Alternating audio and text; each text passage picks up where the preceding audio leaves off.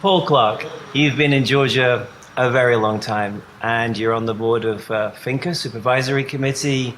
You are the head of TBSC, a consultancy company. Now, I know that you work and advise clients from as big as EBRD through to startups in Georgia, and you're even working with graduates. What holds all these things together, Paul? You're right, David. We do all those things, and I think we do them well. And there is a logic that connects all of them. We, indeed, over the past 15 years, have worked in more than 100 sectors in Georgia. Our clients have included EBRD several times, down to 2- and 3-person startups. And we continually work to develop our own staff, recruit and then develop our own staff, which requires the best graduates from the best universities. Okay, I understand. So how does an organization like yours help somebody as big as EBRD? Where's your competence? What are you bringing to the table here? Probably for all of our commercial clients, the thing which we bring to the table that's most valuable is our experience.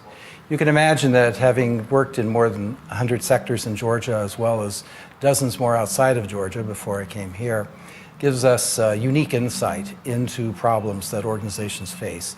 It's very unlikely these days that we run into a problem that we haven't seen before. So for every project, what we do is we apply that insight to the particular problems that the client has. Okay, so 100 different sectors, 15 years. What kind of techniques are you using? Well, we work, we say we have 4 different lines of business, if you will, 4 different types of services that we do. The first we call market entry and expansion.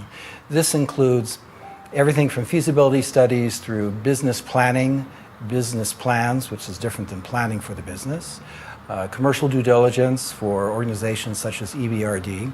Something that ties all of these different things together is the need to have the facts placed on the table, the truth about a particular business. At this moment, our league sheet for all of those different types of projects is about $500 million. 500 million. 500 million. And you're improving the efficiency of businesses, I understand. That's right. The second area that we work in is performance improvement. This is pretty classical work in the sense that it's been done since World War II, for that matter. I learned from the people who did that, actually. And it involves taking a look at an organization where it has performance problems, identifying the root causes of those performance problems, and then developing recommendations and then helping implementation to solve the root cause, not the symptom. Now, I know this has been done in government many times relatively recently. So this is now a technique that more and more businesses are looking at. In the West, this is primarily something which businesses do, businesses and large NGOs. In Georgia, the situation is pretty different. The organizations here which have gone through performance improvement efforts, and it's a process or an effort, not a project per se, the organizations that have gone through the process are typically governmental units as well as NGOs, and their work, the work of the consultants who help the organizations, is funded by donors. That's different than the rest of the world, where the clients are primarily private companies. In Georgia, based upon 35 years of experience seeing how good organizations perform and seeing how an awful lot of organizations in Georgia don't perform up to their true potential, there's a crying need for additional work like this in the private sector in Georgia. As an example, for one organization, there was a performance improvement study. We assessed the return on investment of the performance improvement work. And the costs included, of course, our fees, plus the implementation costs for the organization. The benefit is the benefits from the performance improvement. And the return on investment of that whole effort was over 100% per year. The payback period was 11 months. And there are very few investments that any organization can make, be it in a fixed asset or anything else, that produce 100% return on investment. Well, as a businessman, that certainly sounds good to me. Performance improvement assessments. Let's move on, please. This is an unusual subject for an awful lot of people. And so we have at TBSC, we have a standing offer if someone would like to speak with us about this. So for the price of a lunch, invite us to lunch, you can have an hour of our time. Paul, when we were speaking before this interview, you also mentioned tourism and hospitality, and decision analysis. What is that? What does this mean? So those are two other areas that we work in. The first is decision analysis and support. This has to do with usually very deep economic analyses needed to develop the information or data needed to make a decision. We spent a year on this once for one project. The second area is tourism, hospitality, and real estate. This is where we have in the past helped develop tourism strategies for Georgia, and we work with developers to assess and criticize or whatever concepts they have for developments. And the objective there is to help the developer avoid a white elephant. In tourism and That's in hospitality and real estate, yes. I've got it. Tourism and hospitality, obviously one of the booming sectors in Georgia today, and I think it's good to know that if you need support in these decisions, if you need support in developing your concepts, you can help them with that as well. Thank you. Absolutely. We also participate.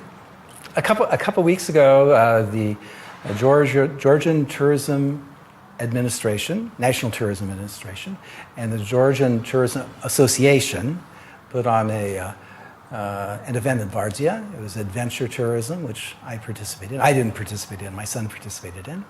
And it's exactly the sort of events, experiences that Georgia needs to develop more of. Okay.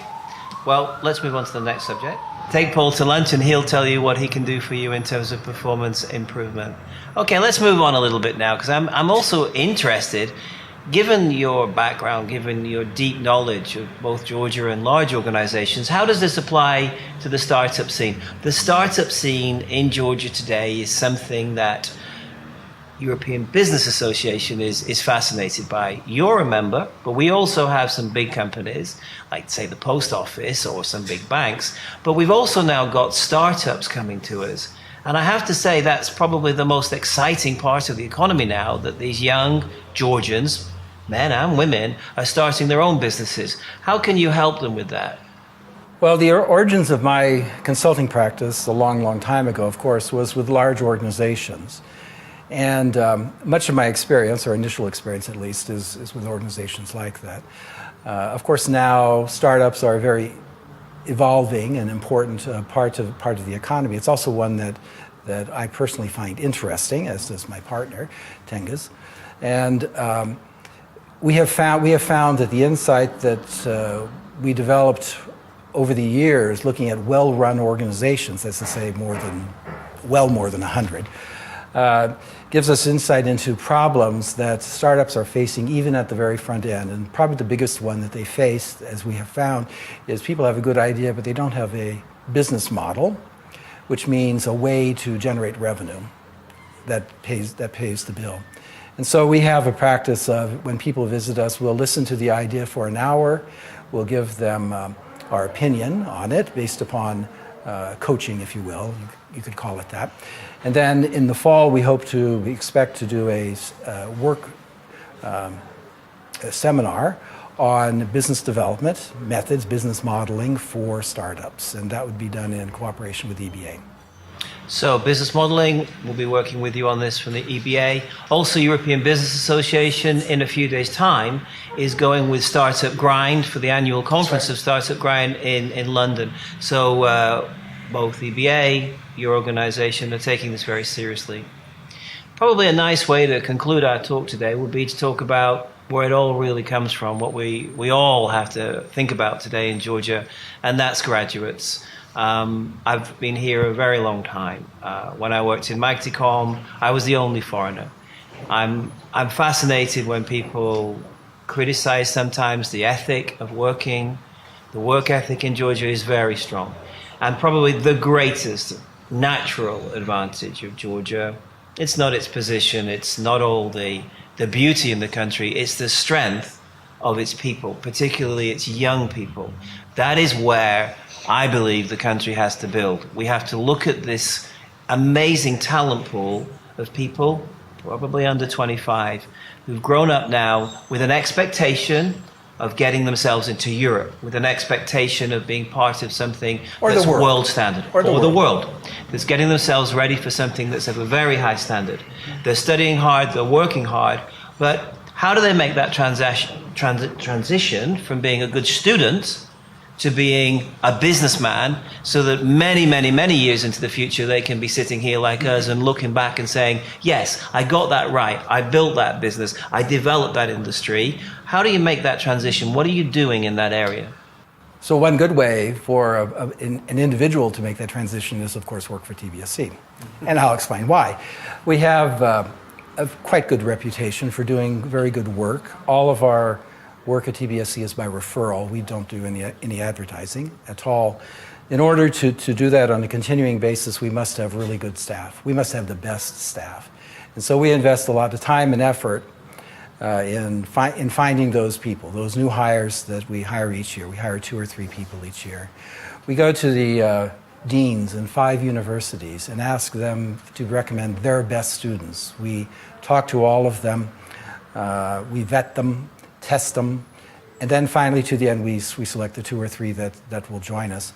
I might add that it's a wonderful thing to be able to talk to the top 25 to 30 graduates in Georgia every year among all the universities. I don't know anyone else who can actually make that comment.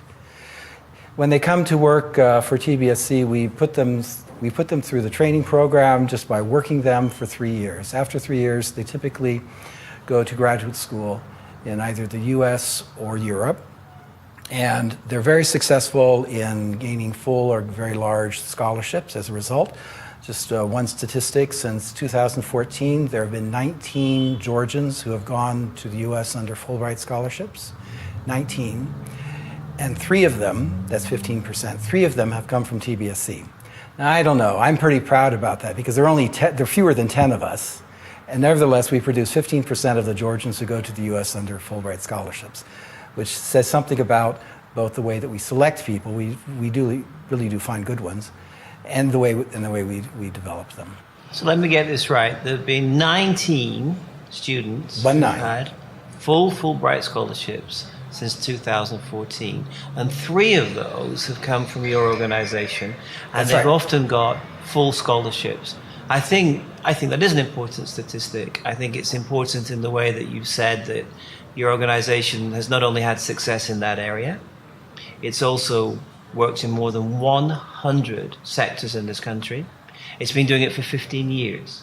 You know the questions to ask. You have the right people. Your system works. You're looking at performance improvement for companies here because that is probably the best payback they can do. It's a wonderful investment. I like the fact that you know what you're doing, Paul, and I like the fact that you're looking to the future with our young people. Probably most excitingly, with us, with the European Business Association, we'll be developing the startup sector. I believe that a lot of organizations are looking at this, and I believe that the business community, not just the NGO community, the business community, not just the government, need to get a handle on this. Absolutely. We have amazing talent in this country. We have amazing innovation. We don't necessarily have the infrastructure to support all this as they might do in London or in, let's say, in America. But let's work together on this. Thank you so much for your time. It's a pleasure, as always, to work with you. Thank you very much. Okay. Thank you.